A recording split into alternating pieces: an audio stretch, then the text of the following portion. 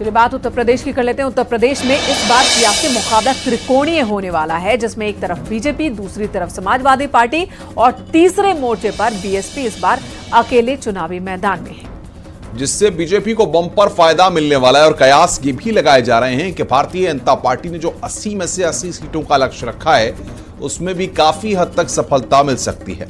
आपको एक रिपोर्ट दिखाते हैं कि कैसे बीएसपी के अकेले चुनाव लड़ने से बीजेपी की बल्ले बल्ले होने वाली है।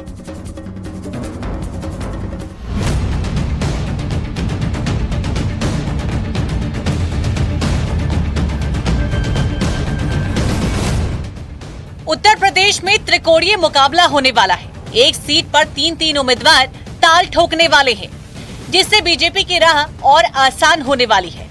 मायावती एकला चलो की राह पर हैं। अखिलेश यादव अब तक कांग्रेस के साथ मैदान में है और बीजेपी अपने सहयोगी दलों के साथ 80 में 80 के लक्ष्य पर आगे बढ़ रही है, जिससे इस बात की उम्मीद काफी बढ़ जाती है कि मायावती और अखिलेश यादव आपस में एक दूसरे का वोट काटेंगे, जिसका फायदा बीजेपी को होने वाला है। यूपी में बीजेपी मिशन 80 की राह पर तत्पर है। एनडीए और इंडी गठबंधन के बीच रार तेज हो गई है। इस बीच इस चुनाव में मायावती की भूमिका पर भी चर्चा तेज हो गई है।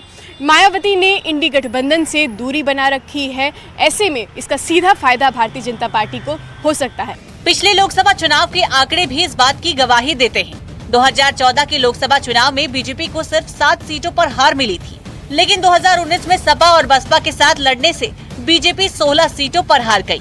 यानी बीएसपी के अकेले लड़ने से बीजेपी की राह आसान दिख रही है। उत्तर प्रदेश के अंदर कौन सा दल किससे गठबंधन करेगा या अलग लड़ेगा, यह गौड़ बात है। विषय गंभीर ये है कि 52% वोट देकर के पिछले 2019 के लोकसभा चुनाव में उत्तर प्रदेश की जनता ने नरेंद्र मोदी जी को दोबारा से अपना प्रधानमंत्री चुना था और इस बार भारतीय जनता पार्टी उत्तर प्रदेश की 80 में से 80 लोकसभा सीटों को जीतने के लिए कटिबद्ध है। भारतीय संविधान को बचाने के लिए कौन लोग लड़ रहे हैं? पूरे उत्तर प्रदेश में दलित गौरव संवाद के नाम से हम लगातार कार्यक्रम कर रहे हैं। रही बात बसपा सुप्रीमो बहन जी की, तो अगर उनको दलित समाज के जो हित हैं, जो संविधान पे हमला हो रहा है, अगर उनकी चिंता होगी तो वो जरूर जो है इंडिया अलायंस का हिस्सा बनेंगे और भारतीय जनता पार्टी को पराजित करने में हमारी मदद करेंगे। तो क्या बीजेपी का मिशन 80 पूरा होने वाला है? क्या बीजेपी हर सीट पर भगवा लहराने वाली है? क्या उत्तर प्रदेश में बीजेपी अपने सहयोगियों के साथ इतिहास रचने वाली है? क्योंकि उत्तर प्रदेश का त्रिकोणीय मुकाबला कुछ ऐसे ही संकेत दे रहा है। आजमगढ़ उपचुनाव की बात करें तो एसपी और बीएसपी अलग अलग चुनाव लड़ी।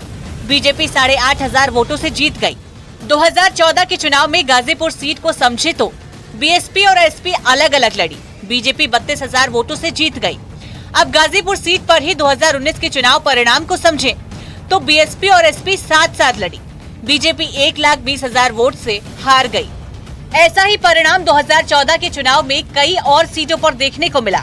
यानी अगर बीएसपी 2014 में अकेले चुनाव लड़ती है तो इसका फायदा बीजेपी को होने वाला है, क्योंकि कांग्रेस और समाजवादी पार्टी के साथ साथ लड़ने से कोई खास फर्क बीजेपी को नहीं पड़ने वाला। न्यूज़ 18 के लिए लखनऊ से नितिका दीक्षित की रिपोर्ट।